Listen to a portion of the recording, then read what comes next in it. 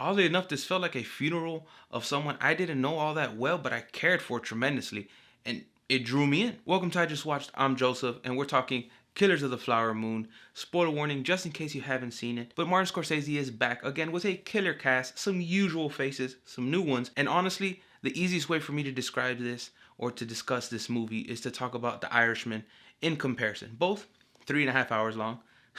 Funny enough, one was done for Netflix, one with Netflix, excuse me, one with Apple TV.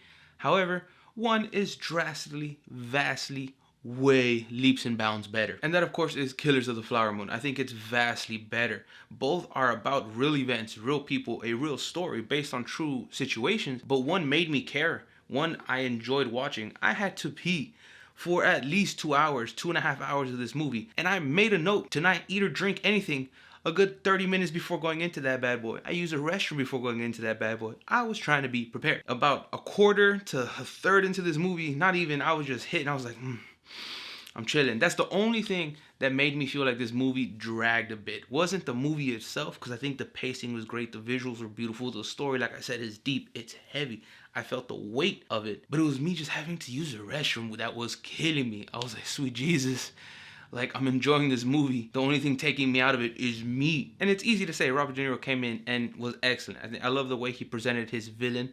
He was relatable. People loved him in this town. And he did some good. And it just takes me to Dave Chappelle with his joke where he saves, but he does rape. He saves, but he does rape. It just took me to that. Not because it was funny, but because to the town, he was kind of a hero. He was giving out aid and trying his best to help. But behind closed doors, in the shadows, he was the main cause of the deaths, the murders, the stealing, the violence that was plaguing the people, the Osage people. And that aspect of it was interesting. And of course, like I said, Robert De Niro is a talented man. We know this, he know this. And if you know me, Leonardo DiCaprio is one of my all-time favorites, arguably the best. And I think he did an amazing job. He made me like this character, although this character is a piece of shit. Part of it is his fault because he did it and he did those actions. He was drugging his wife. He killed some of her family.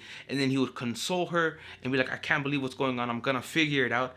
Yes, part of it is that he's an idiot and was super easily manipulated, but at the same time, he was conscientious enough to try the drugs and see that it was bad for you. See what kind of, maybe some poison or something that, they were tricking him into giving her, because he takes it because he's feeling guilty. He does feel guilty. And the way Leo presented it, you have this love-hate relationship with him. You're interested in the character. You like him. You know he's not a good guy, but you're still caring for him. So I thought he nailed it. I thought that was great. I love the little accent he gave him, the little characteristics, his eyes, the way he would sell these moments of just being cornered and not knowing what to do, and just as soon as one person with a little bit of power over him would be like, this is what it is, he'd be like, okay, yes. A major surprise in a great way is Lily Gladstone.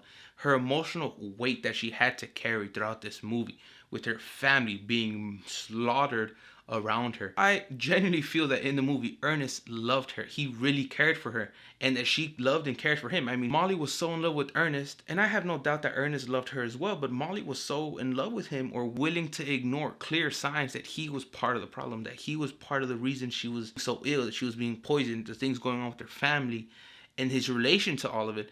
She loved him so much she was turning a blind eye to it. So I think Lily Gladstone killed it. I think a lot of people in it, for one, I forgot were in it, like Brendan Fraser. I forgot he was even in this movie. Although it's a small part, I totally spaced that he's in the movie. And there's a lot of other actors and actresses who show up that I'm like, I don't remember seeing you in a trailer. That's cool. I'd have to do some research, but this movie makes me want to do research because I want to learn about the Osage. I want to learn about this situation, the scenario, about these people coming in and being monsters and stealing their wealth, their heritage, their land, everything. It's a story I've never heard of before. So I'm happy that I've learned about it now, but it's definitely something I want to dive deeper into because I was that interested. And the reason I compared this to The Irishman is because, yes, that movie is very similar in a lot of ways in what it's based on and how it was kind of brought together.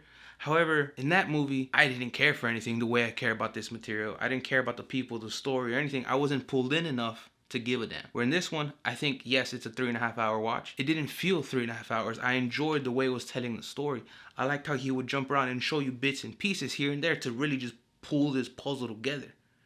And then the ending is something that I would have never guessed in a million years. And I think Martin Scorsese did it in a way that was impactful, powerful, and had a little bit of like cheer mixed in, which was a weird feeling to have, especially for the material that was being presented. Overall, I think this movie's definitely rewatchable. It's definitely worth a trip to the theater, and I highly recommend it. I'd love to hear your thoughts, comments, questions, concerns. How'd you feel about the movie if you've seen it? If you haven't, I say check it out. It's definitely worth it.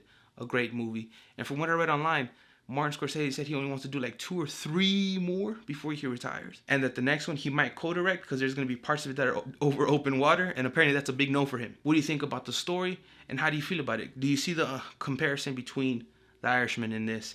But I love hearing from y'all. But until next time, stay safe, be well, y con mucho amor. Adios.